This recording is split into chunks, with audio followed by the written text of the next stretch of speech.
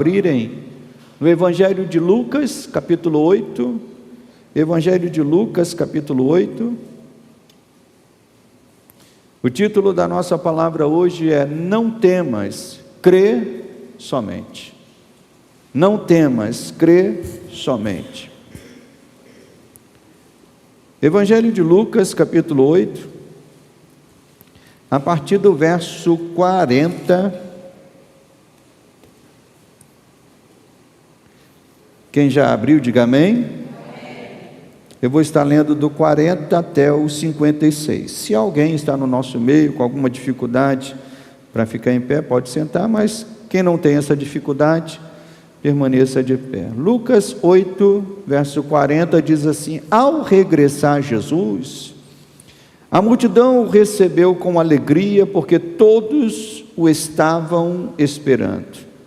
E eis que veio um homem chamado Jairo, que era chefe da sinagoga, e prostrando-se aos pés de Jesus, lhe suplicou que chegasse até a sua casa, pois tinha uma filha única de uns 12 anos, que estava, o que, meus irmãos?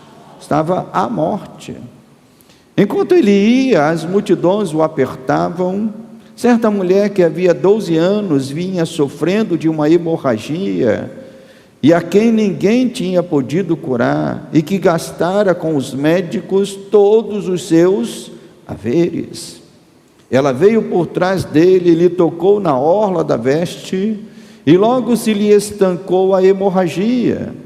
Mas Jesus disse: Quem me tocou? Como todos negassem, Pedro, com seus companheiros, disse: Mestre, as multidões te apertam e te oprimem, e dizes: Quem me tocou? Contudo, Jesus insistiu: Alguém me tocou, porque senti que de mim saiu o poder. Vendo a mulher que não podia ocultar-se, aproximou-se trêmula e, prostrando-se diante dele, declarou à vista de todo o povo a causa por que lhe havia tocado e como imediatamente fora curada. Então lhe disse: Filha, a tua fé te salvou. Vai-te em paz. Falava ele ainda quando veio uma pessoa da casa do chefe da sinagoga, dizendo: Tua filha já está morta, não incomodes mais o mestre.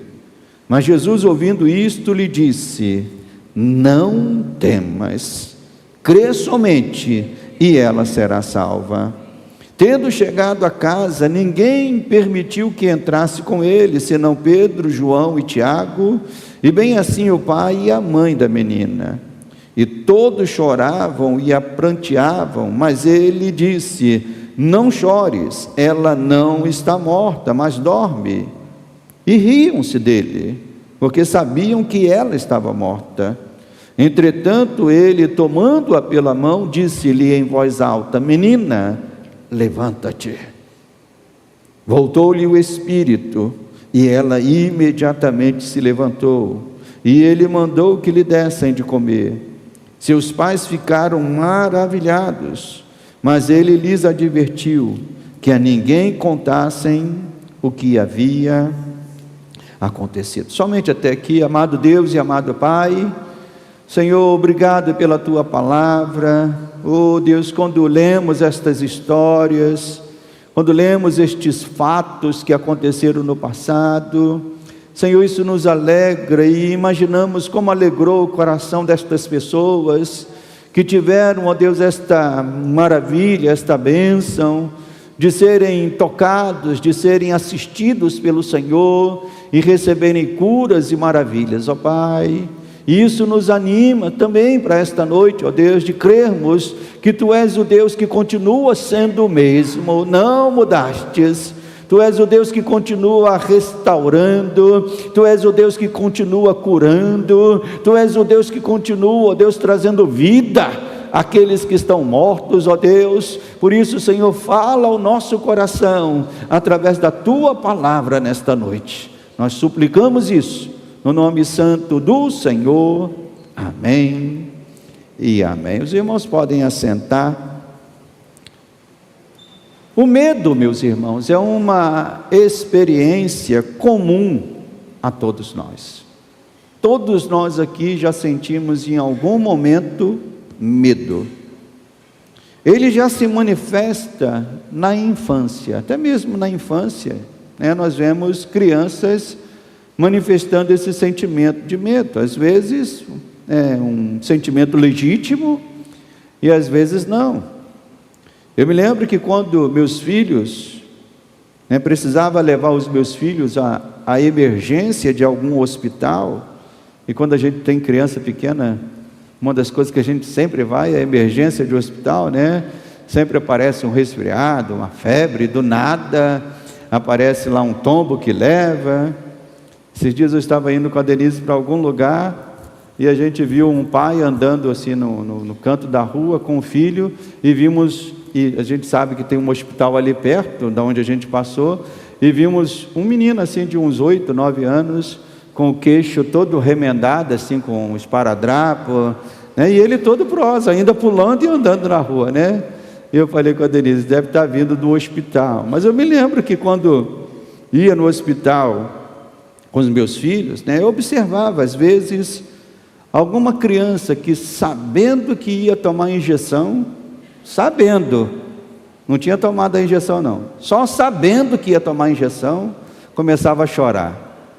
E chorava, chorava, e eu às vezes não entendia, né? Me perguntava, o que faz esta criança chorar desse jeito, se ela nem tomou ainda a injeção, né? E eu ficava ali, ela só começava a chorar pelo medo, a expectativa, né? O medo ali tomado. E a minha surpresa se tornava maior ainda, quando depois de tomar a injeção, o choro cessava. Eu falava, agora que era hora de chorar, a criança parou de chorar. Para mim é um mistério isso, né? Quem tem pai, quem tem filho pequeno, se pode me explicar isso, eu não entendo. Chorava antes, e aí depois que toma, parou de chorar. Mas o medo, meus irmãos, é uma resposta natural que nosso cérebro produz às situações de risco, de suspense, de insegurança, de incerteza que rondam a nossa vida. A psicologia faz uma distinção entre o medo funcional e o medo disfuncional. O medo funcional não é de todo ruim, né? Na verdade, é através desse medo funcional que muitas vezes nós criamos mecanismos de seguranças para podermos viver, para podermos transitar. No entanto, o medo se torna algo ruim e disfuncional quando nos impede de viver, quando paralisa a nossa vida, quando nos traz algum tipo de dano. Por exemplo, o medo pode fazer alguém... Quem é que dirige? Quem é que dirige? Às vezes, todos nós que dirigimos, uma das coisas que a gente tem medo é de quê? De bater. Todo mundo que dirige tem pavor de bater, porque bater traz um transtorno, a gente tem que descer, conversar, e às vezes a pessoa não está muito bem, a gente não está muito bem, então a gente tem um pavor de bater. Então, quando quem dirige sai com o seu carro movido por esse sentimento de não querer bater, dirige o quê? Com todo o cuidado. Então o medo nesse sentido está trazendo uma coisa importante. Mas ele é muito perigoso, por exemplo, alguém que às vezes bateu, e eu também conheço pessoas assim, que bateram e desenvolveram um medo tão grande, mas tão grande, que nunca mais pegaram em carro, nunca mais dirigiram. Então o medo nessa pessoa se tornou algo disfuncional, fez com que ele paralisasse, né? Tem um caso conhecido de um irmão, muitos anos atrás, que ele tinha pouco tempo de direção, pegou o carro, aconteceu um acidente, e dali para frente ele botou o carro e nunca mais dirigiu com o carro. Então o medo é algo que pode ser bom, pode ser algo extremamente ruim. Estas duas histórias lidas, elas estão conectadas, pois elas tratam de coisas semelhantes. Nos 3 evangelhos, você vai ver essa história conectada, a história de Jairo conectada com a história da mulher, né, com o fluxo de sangue. Essas histórias trazem coisas semelhantes, nos contam a história de pessoas que venceram os seus medos e buscaram em Jesus uma solução para aqueles problemas que enfrentavam. Jairo, com medo de perder a filhinha que tanto amava, de nunca mais poder abraçá-la e beijá-la, ele correu para Jesus. A mulher, que nós nem sabemos o nome, estava com medo de ser condenada. Ela já estava com medo, obviamente, da doença que ela trazia, mas ao ir até Jesus, ela também desenvolveu ali certamente um outro medo, de ser condenada por ter uma atitude tão ousada de tocar num homem no estado que ela estava. Naquela época isso era algo extremamente proibido. Uma mulher que tinha fluxo de sangue, ela não podia estar em lugar público e não podia jamais tocar num homem, especialmente se esse homem fosse um mestre. Então aquela mulher correu um grave risco, que se o milagre não acontecesse e ela fosse descoberta, certamente ela sofreria uma consequência muito grave, podendo ser até mesmo a própria morte. Nós estamos aqui nesta noite, meus irmãos, um grupo de dezenas de pessoas, e eu pergunto: quantos medos estão aqui habitando entre nós? Quantos medos? Quantos medos estão silenciados? E hoje mesmo, ao voltarmos para casa, ao iniciarmos a semana amanhã, esses medos poderão se manifestar de novo na nossa vida. Por exemplo, medo que aquele exame que será feito diga algo que nós não desejamos. Medo que uma notícia triste chegue dizendo que aquela pessoa que está internada, que nós tanto amamos, pode ter partido. Eu vivi esse medo durante meses, quando meu pai estava internado com Covid. Já falei isso aqui de púlpito. Eu acordava toda manhã e tinha medo de ligar o celular. Naquela manhã ter a notícia ali dizendo: olha, felizmente o seu pai não resistiu e morreu. Eu sentia esse medo. Às vezes eu acordava, humanamente falando, com o sentimento de que isso pode ter acontecido. Então isso é muito comum. Às vezes nós que temos um parente que está internado, que está passando por um problema sério de saúde, temos esse medo.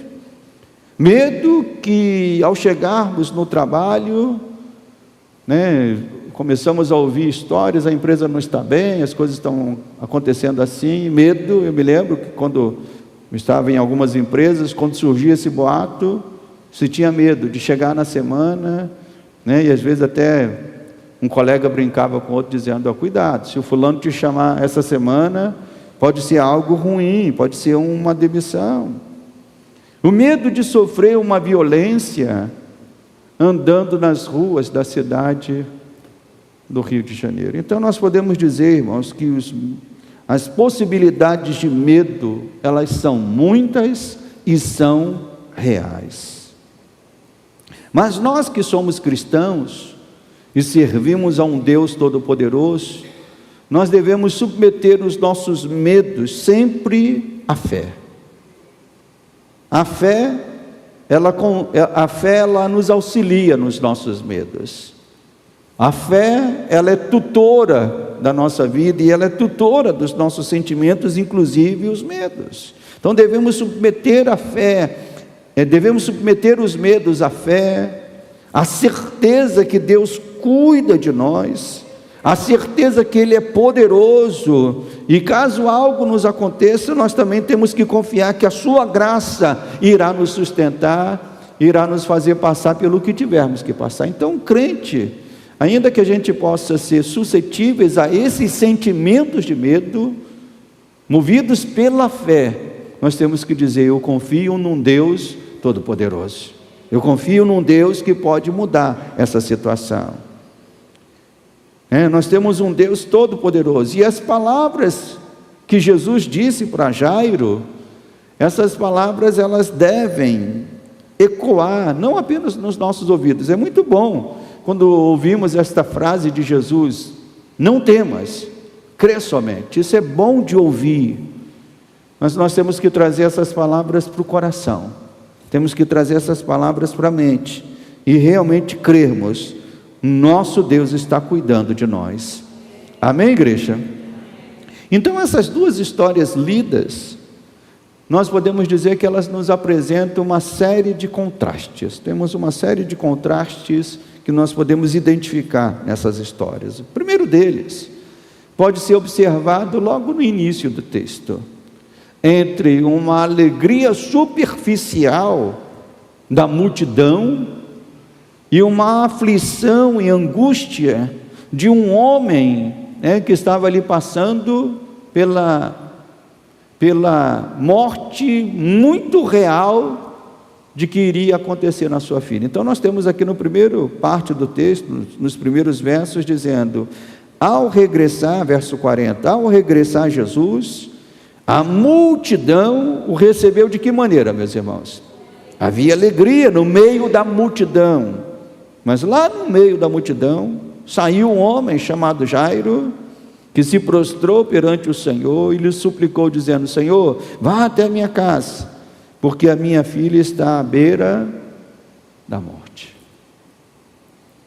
Esta semana eu fiquei tocado por uma notícia, e creio que alguns irmãos aqui também assistiram esta notícia, de um policial, que numa abordagem infeliz, bateu com a arma na cabeça de um jovem, acabou que a arma disparou e acertou a cabeça da irmã desse jovem, de uma menina que estava próxima.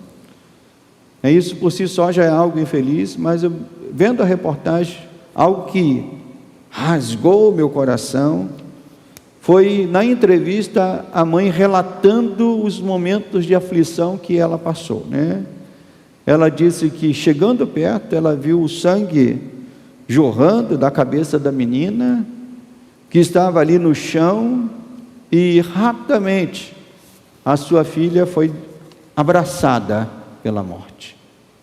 A morte tomou a vida daquela menina. E nós podemos dizer, imaginar que era isso que Jairo estava passando. Ele estava desesperado, angustiado. E pelas atitudes de Jairo, vemos que a sua angústia era real e grande. Lucas descreve a cena dizendo, vamos voltar aqui à cena no verso 41. Eis que veio um homem chamado Jairo, que era chefe da sinagoga, e a atitude dele foi essa: ele se prostrou aos pés de Jesus e fez o que, meus irmãos? Suplicou que ele chegasse até a sua casa. Jairo era um homem, irmãos. O texto diz que ele, qual era a posição dele aí no texto? Ele era um chefe da sinagoga. Naquele contexto, ele era um homem extremamente importante na sociedade.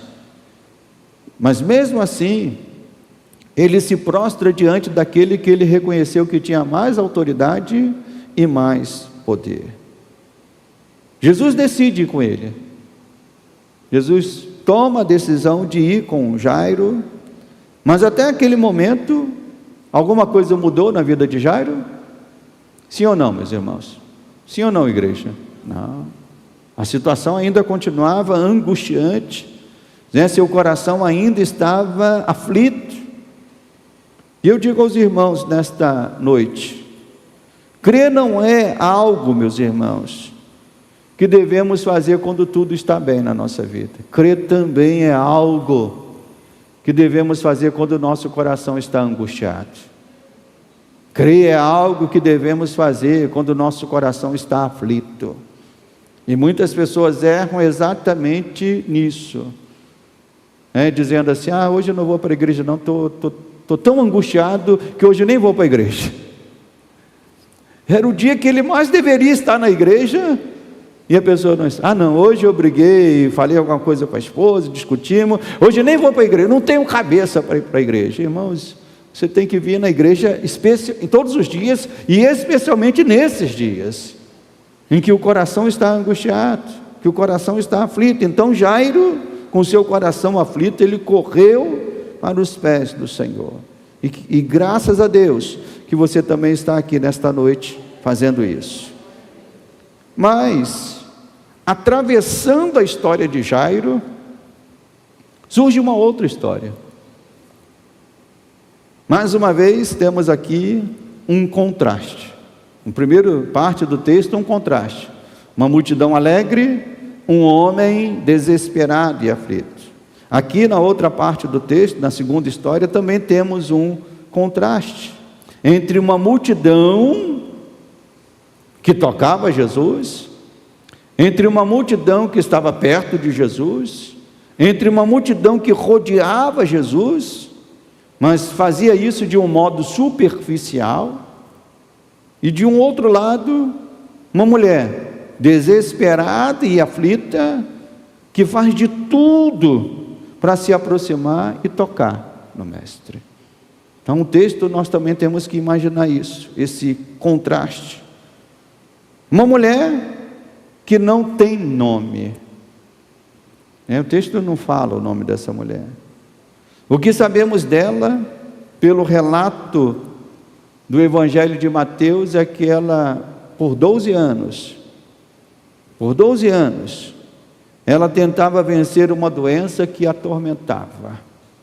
Um fluxo de sangue que não parava de jeito nenhum. Uma mulher que no estado que se encontrava, meus irmãos, como eu já disse, ela não poderia estar fora de casa. Muito menos numa multidão indo atrás de um mestre.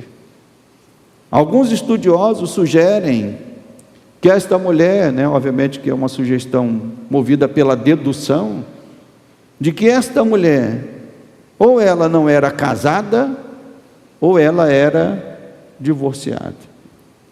Os estudiosos sugerem que uma dessas duas situações era a situação que esta mulher vivia, pois, se ela estava assim com esse fluxo de sangue há 12 anos, e isto começou cedo na vida dela, imagine que começou ainda jovem, nova, isso a impediu de casar, pois nenhum homem poderia se associar com aquela mulher naquele estado. Isso, quando o pastor está falando considerando o contexto da época. O contexto da lei judaica da época, uma mulher que estava com fluxo de sangue era uma mulher alijada da sociedade. Ela não podia casar.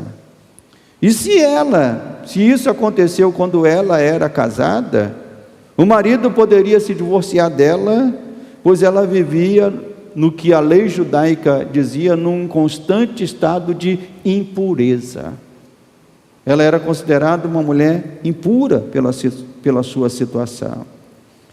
O que nós podemos deduzir, irmãos, é que certamente a vida daquela mulher era uma vida cercada, vamos assim dizer, de fracassos, decepções, mas mesmo assim, ela se levanta naquele dia e diz: eu vou crer em Jesus.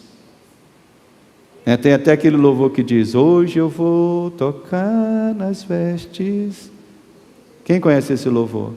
Lucas conhece, com certeza, Eu sei que Ele vai me curar, eu sei que Ele vai me libertar, eu sei.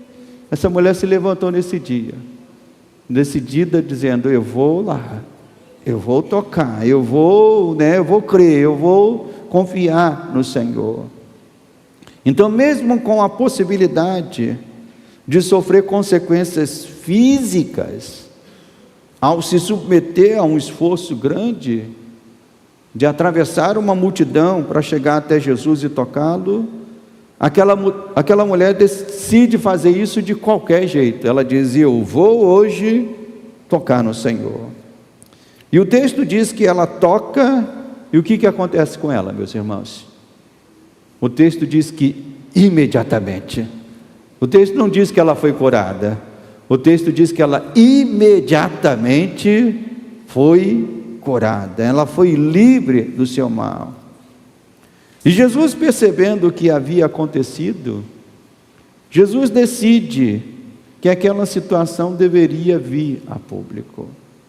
Mas quando a gente vai entendendo o contexto da história, e vai entendendo as reações que Jesus teve, a gente se maravilha com isso. Porque Jesus decide que aquela história deveria ser uma história pública. Ele decide que aquela história deveria ser conhecida pelas demais pessoas. E quando nós entendemos o contexto, nós nos perguntamos, por que ele fez isso? Considerando mais uma vez as regras sociais daquele tempo e daquele lugar, a melhor coisa que Jesus poderia fazer é deixar a mulher ir embora. Porque ao trazer à lume a situação, de que aquela mulher foi curada numa situação como ela estava, ele poderia ser declarado, eu estou falando obviamente que pelas regras do contexto da época, ele poderia ser considerado um homem impuro. Porque quando uma mulher nessa situação tocava num homem, ele tinha que se retirar e ficar alguns dias, não podia também conviver. Então, não podia conviver com outras pessoas. Então aquilo tornaria Jesus, aos olhos humanos, impuro. Então a melhor coisa que poderia se fazer é deixar aquela mulher ir embora, pois ao tocar em Jesus, ele seria considerado impuro segundo as regras sociais da época. E aqui nós percebemos a beleza do Evangelho, a beleza do Evangelho da graça de Deus. Pois mesmo pisando nessa terra miserável e tomada por pecados, buscando salvar homens impuros como nós, ao tocar na nossa vida, não é Ele que fica impuro, Ele reverte a nossa miséria, Ele reverte o nosso pecado, Ele reverte o nosso estado. Então Jesus não teve medo de ser tocado por aquela mulher. Ele não teve medo até mesmo de declarar que foi tocado por aquela mulher. Ele fez isso para mostrar que Ele é o Deus Todo-Poderoso, que quando alguém toca nele, não é ele que fica impuro, é a pessoa que é transformada. Então o Evangelho da graça manifesta isso, irmãos. Aquele que é tocado por Deus, é a vida dessa pessoa que é mudada. Nada muda em Deus ao tocar em nós. Deus pode tocar em qualquer pecador, nada muda em Deus, mas tudo muda no pecador. A sua graça flui, o seu perdão flui, e nós estamos aqui nesta noite por isso. Ele nos tocou e nos tirou da nossa miséria, tirou do nosso pecado, tirou da nossa condenação. Como Jairo, o texto diz que essa mulher também toma uma atitude importante. Lá no verso 41, nós vimos que Jairo se prostrou. Agora no verso 47, diz o texto que vendo a mulher que nada podia ocultar-se, aproximou-se trêmula e fez o que, meus irmãos? Prostrando-se diante dele, declarou à vista de todo o povo a causa por que lhe havia tocado e como imediatamente havia sido curado. Nós vemos aqui que havia medo naquela mulher. O texto diz que ela se aproximou de Jesus o quê? Trêmula. Mas nós vemos que este medo não dura muito, pois o olhar de Jesus para aquela mulher não foi um olhar de reprovação. Ela estava com medo, é importante a gente entender isso. Ela estava com medo porque o contexto social que ela estava inserida, a sua situação, a qual ela se colocou naquele momento, era uma situação muito perigosa. Então ela estava com medo disso. Estava até com medo de que Jesus pudesse, usando o contexto social, recriminar aquela mulher, condenar aquela mulher. Mas não, o olhar de Jesus não foi um olhar de reprovação, mas foi um olhar de aprovação. E ele disse para aquela mulher: filha, vá em paz, a tua fé te salvou. A mesma fé que Ele espera ver, irmãos, na nossa vida, na minha vida e na sua vida, quando nós vivemos alguma situação que aos nossos olhos parece irreversível. Entenda, ainda que algo seja irreversível para nós, nós temos um Deus que Ele é todo poderoso. Ele é o Deus todo poderoso, Ele tudo pode. Então aquela mulher, ela recebe o seu milagre, ela confia e vai buscar, esse milagre no Senhor. Mas paralelamente à história da mulher, nós temos uma outra história, Nós estávamos numa história, saímos para outra, e o texto nos leva de volta à primeira história. Paralelamente à história da mulher está a história de Jairo. E a situação da filha de Jairo não foi ainda resolvida. E às vezes eu gosto de imaginar, alguns pensamentos que poderiam estar em Jairo. Imagine você que é um pai, que foi buscar socorro para alguém, e aquela pessoa se propõe a socorrer você, mas no meio do caminho, aquela pessoa para resolver alguma coisa. Qual seria o seu sentimento? Aflição, mas qual seria o seu sentimento? Mas por que ele parou? A minha situação é mais urgente, eu preciso mais. Jairo talvez tenha se incomodado que Jesus tivesse retardado a ida até a sua casa para resolver o problema de uma mulher. Até que Jairo ouve a notícia que ele não queria ouvir. Vem alguém lá da sua casa, chega ali no contexto da história e traz a notícia que Jairo não queria ouvir: sua filha está morta, não há mais o que fazer, não incomodes mais o mestre. Diz aqui no verso 49, falava ele ainda, Jesus estava ainda falando com a mulher que havia sido curada, quando veio uma pessoa da casa do chefe da sinagoga dizendo: olha, tua filha já está morta, não há mais o que fazer, não incomodes mais o mestre. E de certa maneira, meus irmãos, estas palavras são ditas muitas vezes a nós de maneira diferente. O texto aqui traz essa palavra usando essa história, mas de certa maneira estas palavras também muitas vezes nós ouvimos, e às vezes a ouvimos de forma diferente. Às vezes alguém que diz: esta doença é incurável, não incomodes mais o mestre com as tuas orações. Teu casamento acabou e não poderá ser restaurado, ou não pode ser mudado. Não incomodes mais o mestre. Este teu parente nunca mudará, sempre estará preso a um vício. Não incomodes mais o mestre. E quando nós lemos isso, nós entendemos que Jairo tinha duas opções naquele momento. Duas opções: confiar na palavra que ele acabara de ouvir do emissário que veio da sua casa, ou confiar nessa palavra que está aqui no texto. Mas Jesus, ouvindo isto, Jesus ouviu o que a notícia que o emissário trouxe. Jesus, ouvindo isto, Jesus também dá uma palavra para Jairo. E qual é a palavra que ele dá para Jairo, meus irmãos? Não temas, crê somente, e ela será salva. Então Jairo tinha essas duas opções: abraçar a palavra que o emissário trouxe para ele, ou abraçar a palavra que Jesus estava dizendo para ele. Em nossa caminhada de fé, meus irmãos, em diversos momentos, nós também nos encontraremos, ou já nos encontramos, nessa bifurcação.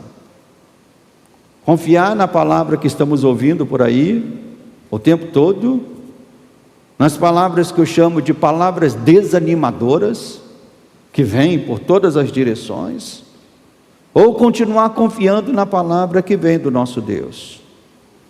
E quando Jesus chega até a casa de Jairo, ele encontra ali um grupo de pessoas que eram chamadas profissionalmente para chorar a morte de alguém.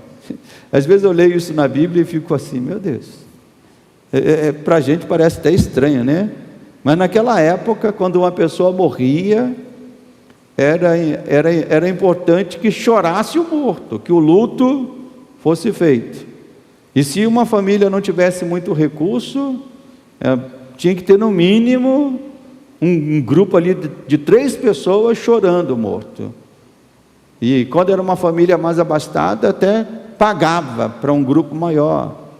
E esse grupo era chamado de pessoas que compunham, pessoas que tocavam flautas, e até chamadas as carpideiras, né? As carpideiras eram as profissionais em chorar, né? E estavam lá, esse grupo estava ali chorando, estava ali na casa de Jairo, e quando Jesus chega ali, encontra esse grupo de pessoas, e este grupo era formado, né, como eu disse, por pessoas profissionais que choravam, e Jesus choca todos da casa ao fazer um anúncio meio estranho.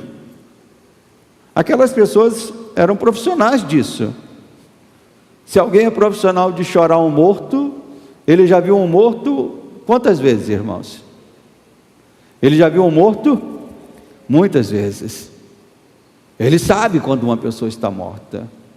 E o texto diz que Jesus chega no verso 52, e todos choravam e a pranteavam, mas ele disse: não choreis, ela não está morta, mas dorme. E Lucas faz esse contraste, que essas pessoas riram-se de Jesus, porque sabiam que ela estava morta. Então Jesus choca aquelas pessoas, fazendo uma declaração, aos olhos dele, uma declaração errada, uma declaração que não batia com a realidade. Como assim não está morta? Ela está morta. E aqui vemos mais um contraste, meus irmãos, que eu chamo de uma risada debochada de um grupo que celebrava a morte, em contraste com a alegria que veio depois. Porque quando Jesus disse para a menina: levanta e anda, o texto diz que no verso 56, o que aconteceu? Seus pais ficaram o quê, meus irmãos? Maravilhados. Seus pais certamente ficaram radiantes de alegria, pularam de alegria.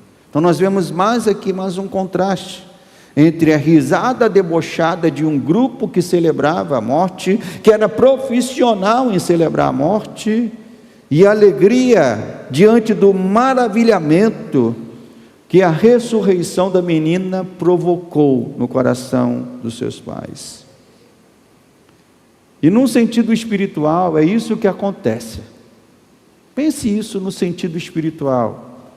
É isso que acontece, irmãos.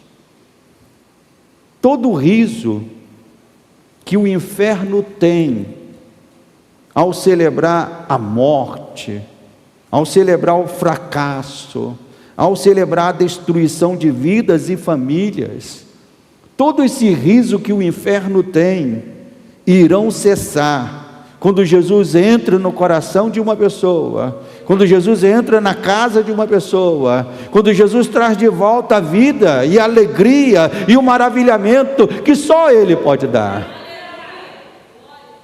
Então a risada debochada do inferno cessa, porque o riso dos céus entra na vida daquela pessoa. É isso que Jesus faz, irmãos. É isso que Ele fez na história de Jairo. Aquele grupo que celebrava a morte também é um grupo que celebra a morte. O inferno celebra a morte. A alegria do inferno está baseada em 3 coisas: matar, roubar e destruir. Quando eles eles realizam isto, há alegria no inferno. Havia alegria aqui, né? Um riso debochado de dizer, isso não pode mudar. Mas nós cremos que quando o nosso Senhor entra no coração de uma pessoa, a história daquela pessoa é mudada. Quem teve a sua história mudada quando Jesus entrou no seu coração? Quem teve o casamento mudado quando Jesus entrou no teu casamento? Quem teve a família mudada quando Jesus entrou na tua família? É isso que ele faz. Mas eu creio que Lucas, ao relatar essas histórias, ele quer nos mostrar, ou quer nos responder a seguinte pergunta: no que consiste a verdadeira alegria? No que consiste a verdadeira alegria? Porque o texto começa falando de uma alegria que não podia ser percebida, porque era a alegria de uma multidão, né? Você vai num estádio de futebol, você pode dizer que a alegria está ali, o pessoal está cantando, o pessoal está pulando, mas é uma alegria que você não pode perceber individualmente, você percebe coletivamente, mas muitas vezes uma alegria superficial, é uma alegria que só está ali naquele momento enquanto o jogo está acontecendo. Então Lucas mostra de uma alegria que estava no meio da multidão, ao passo que na casa de Jairo e na casa daquela mulher não havia essa alegria inicial. Então o texto começa falando dessa alegria que estava na multidão e da tristeza, da dor, do sofrimento que estava na casa de Jairo e na casa dessa mulher com fluxo de sangue. Mas a situação é revertida na vida de Jairo e da mulher quando eles decidem uma coisa. O que fez a história de Jairo mudar? O que fez a história daquela mulher mudar? O que fez, meus irmãos? Qual é o ponto comum que fez com que as duas histórias fossem mudadas? Eles foram até Jesus. Eles foram buscar o socorro no Senhor. Então nós podemos afirmar que a verdadeira alegria consiste nisso, em termos um encontro com Jesus, em buscarmos Jesus, em estarmos aos pés de Jesus, em estarmos, sempre buscando o Senhor, de termos esse encontro que tire a morte e os males que atormentam a nossa alma.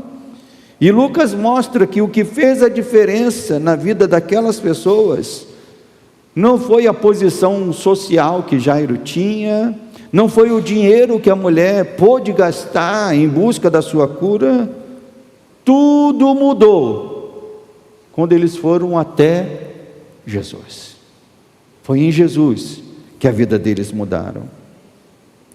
Ainda hoje, irmãos, há pessoas que se prendem a esse engano, e uma multidão que está presa a esse engano. Que engano, pastor?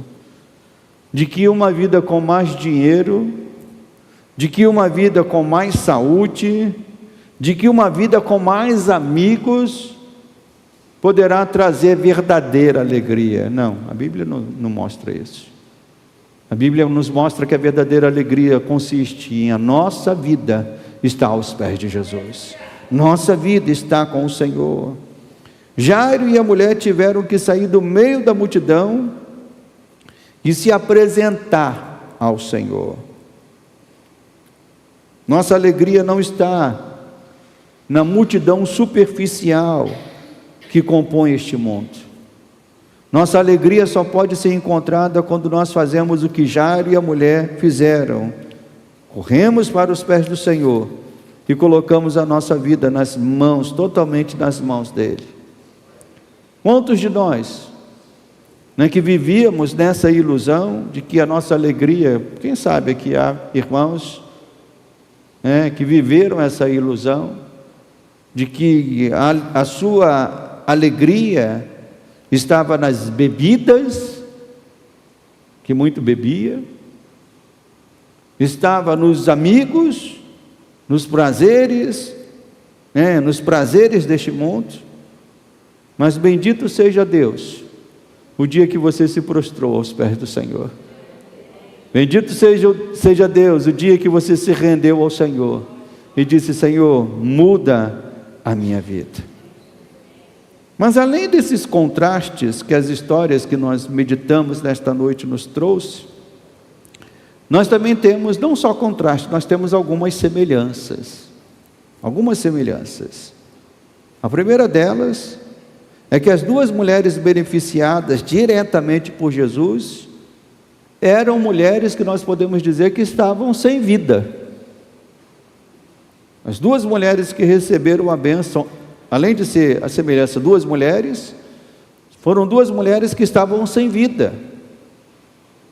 A filha de Jairo, sem vida fisicamente.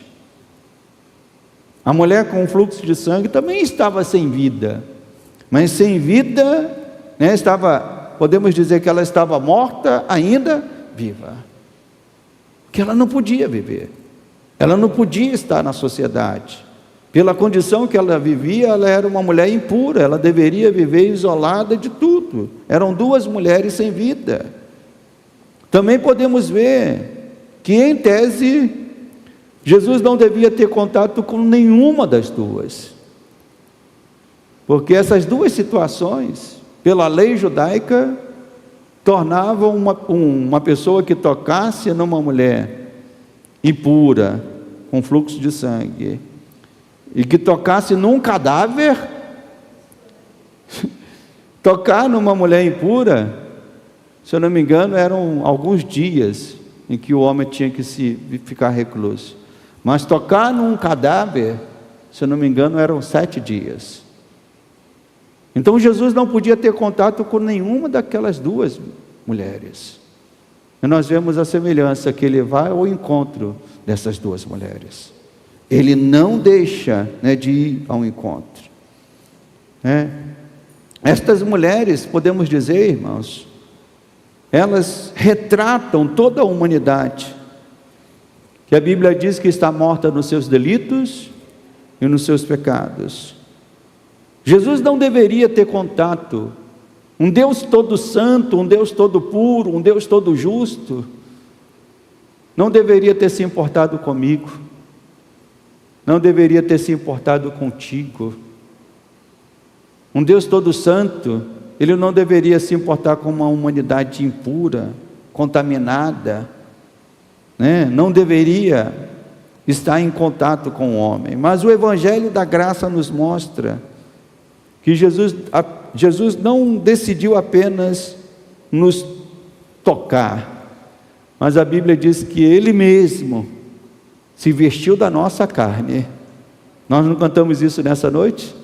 Abriu mão da sua glória, e semelhante a um homem, se esvaziou, se vestiu da nossa carne, se tornou como um de nós. E ao fazer isso, a Bíblia nos mostra que Ele não se contaminou. Pelo contrário, isto fez com que a sua vida, sua graça, seu perdão chegasse até nós. Foi por tocar em nós que a nossa situação foi revertida, nosso pecado foi abandonado. Então, quão maravilhoso é, meus irmãos, vermos como tão vis pecadores como nós podem ser transformados em servos e servas do Senhor. O Senhor veio ao nosso encontro. O pior beberrão, o pior mentiroso, o maior ladrão, o grande adúltero, nada disso contamina o Senhor. Pelo contrário, quem toca nele é que é mudado. Quem toca nele é que é transformado. Quem toca nele é que recebe uma nova vida. É isso que continua acontecendo. O que o texto diz aqui é o que continua acontecendo. Jesus foi ao encontro de pessoas impuras, e Ele continua indo ao encontro de pessoas impuras. E aqueles que tocam nele, aqueles que são tocados pela sua palavra, recebem a transformação, são vivificados pelo poder que há no Salvador. Então, meu irmão, meu amigo que está aqui nesta noite, não importa qual seja o estágio da sua vida, não tenha medo de começar uma nova história com o Senhor.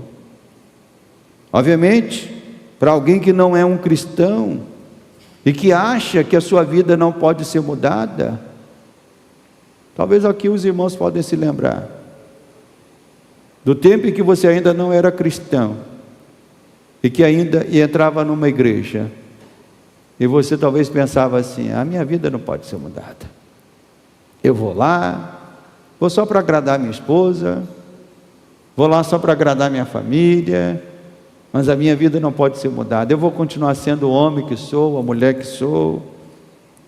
Mas louvado seja Deus, que você experimentou o convite do Senhor, ouviu a voz do Senhor e teve a sua vida mudada. Então, se há alguém no nosso meio que ainda não é um cristão, experimente isso, abra o seu coração, deixe o Senhor tocar na sua vida, e você vai ver o quanto Ele é poderoso para transformar a vida daqueles que vão até Ele.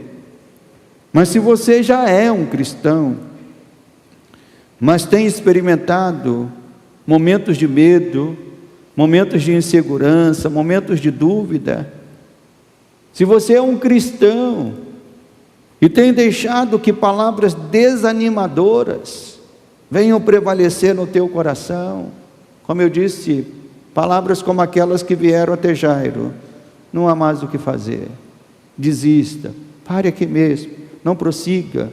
São palavras que ainda vêm até hoje, vêm até os cristãos ainda hoje, dizendo: não prossiga, pare, deixa a sua vida paralisada. Se essas palavras desanimadoras ainda estão chegando até você, eu creio que é tempo, meus irmãos, de voltarmos a ouvir aquilo que Jesus falou para Jairo. O que Jesus falou para Jairo? Não temas, crê somente. Deus está falando isso para nós ainda hoje. Não temas, crê somente. Não tente entender como Deus vai fazer. Jairo não parou para entender como Deus iria fazer. Opa, peraí, já está morta, não tem mais o que fazer. Mas se Ele está dizendo que eu tenho que confiar, que eu tenho que crer, que eu tenho que prosseguir, é isso que eu vou me apegar. E é isso que a gente precisa ainda hoje, irmãos, nos apegarmos a esta palavra, crer somente. Então, quem sabe você entrou aqui nesta noite alegre por fora, mas com alguma coisa lá dentro que ainda precisa ser tocada. Eu creio que Deus pode mudar essa situação do nosso coração hoje. Quem crê nisso? Você crê nisso? Então vamos fazer isso nesta noite. Vamos nos colocar de pé e vamos demonstrar a nossa fé nesta noite e a nossa disposição de realmente deixar o Senhor mudar a nossa história, mudar essa situação que está acontecendo na nossa vida, ou, em primeiro lugar, mudar o nosso coração. Porque a primeira mudança que Deus quer fazer é onde, meus irmãos? É uma mudança no nosso coração. O milagre só aconteceu quando Jesus entrou lá na casa de Jairo. Mas nós podemos dizer que um milagre já começou a acontecer quando Jairo decidiu confiar na palavra do Senhor. Milagre aconteceu na casa, mas o milagre começou a acontecer quando Jairo confiou na palavra. Que você saia daqui nesta noite confiando nessa palavra. O milagre pode acontecer hoje, pode acontecer amanhã, mas ele está começando a acontecer quando você crê na palavra.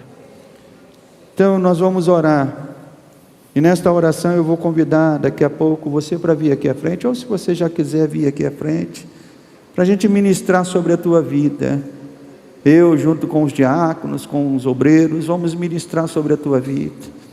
Então você que tem uma situação que crê que Deus pode mudar essa situação, seja em que área for da tua vida, talvez uma situação pouco conhecida, você não precisa dizer o que é, simplesmente confiar que o Senhor pode mudar essa situação. Nós vamos estar orando, agradecendo pela palavra. Enquanto isso, você pode sair do seu lugar, vir aqui à frente, diante do altar, pode vir mais para frente, pode vir mais para frente. Primeiro vamos agradecer pela palavra. Senhor nosso Deus e nosso Pai, nós te damos graças por esta palavra, Pai.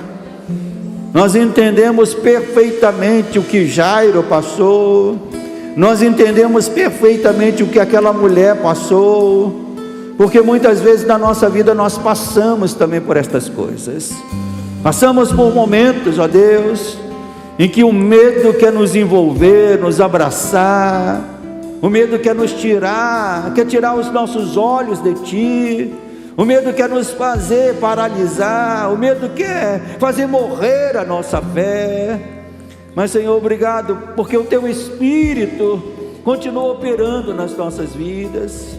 O Teu Espírito continua falando à Tua igreja, despertando a Tua igreja, levantando os Teus filhos e filhas, não permitindo que os Teus filhos fiquem paralisados, meu Deus. E nós queremos ministrar sobre estas vidas que estão aqui à frente. Ó Deus, queremos orar por elas, para que elas saiam daqui de uma maneira diferente. Então, se você quer receber